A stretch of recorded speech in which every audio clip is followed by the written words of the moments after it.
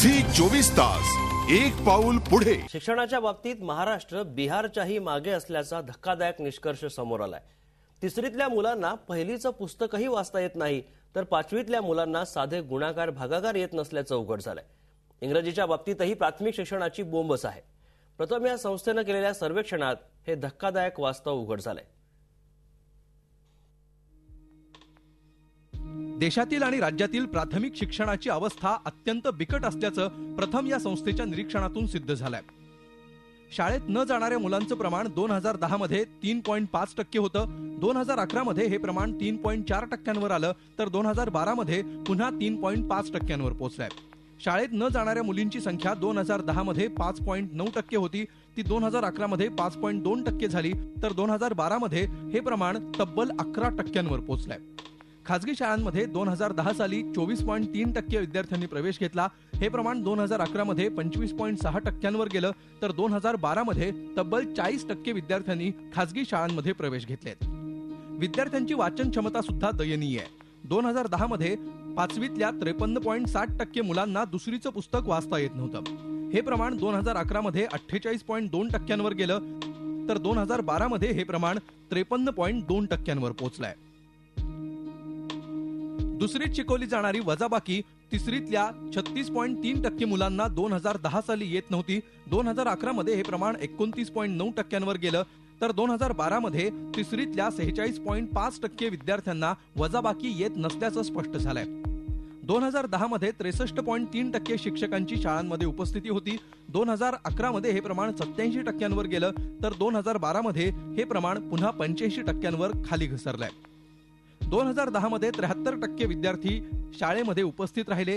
2011 मध्ये हे प्रमाण 70.9% गेलं, तर 2012 मध्ये 71.3% विद्यार्थी शाळेत उपस्थित राहिलेत। शिक्षण हक्क कायदा आहे तो काय सांगतो की शिक्षकांनी त्यांना दिलेलं सिलेबस एका ठराविक कालावधीत संपवलं पाहिजे। अत्यंत वाईट कलम त्या कायद्यात आहे, ते काढून टाकलं पाहिजे त्यांनी। तसं करून चालणार नाही।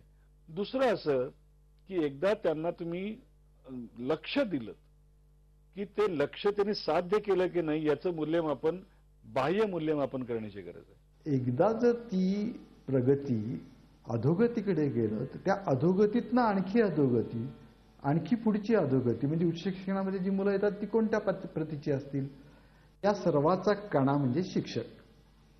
तो किती आत्मीयतेनं काम करतोय, तो शिक्षक त्याच्यामध्ये आपला किती जीव ओततोय आणि मुलांना आपल्याबरोबर घेऊन जाऊ शकतो का, ही एक तपासून पाहण्याची गोष्ट आहे।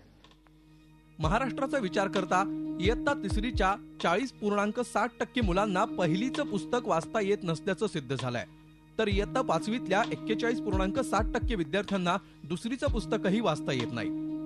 इयत्ता तिसरीतील 76% मुलांना हातच्या वजाबाकीची गणितही सोडवता येत नाहीत, तर इयत्ता पाचवीतील 77.4% मुलांना भागाकारही येत नाही।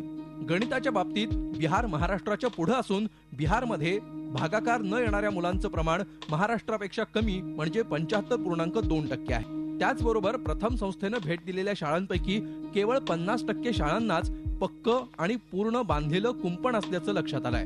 30% शाळांमध्ये पिण्याच्या पाण्याची सोय नाही, तर 40% शाळांमध्ये वापरण्याजोगं शौचालयही नसल्याचं स्पष्ट झालंय। झी 24 ताससाठी दीपक भातुसेसह ब्युरो रिपोर्ट। आणि याच संदर्भात शिक्षण मंत्र्यांना आमचे काही प्रश्न आहेत। शिक्षणाबाबतीत महाराष्ट्र बिहारच्या मागे का? महाराष्ट्राच्या या अवस्थेला जबाबदार कोण? ती अधोगती रोखण्यासाठी काय पावलं उचलणार? या सर्व प्रश्नांची उत्तरं शिक्षण मंत्र्यांनी द्यायची आहेत।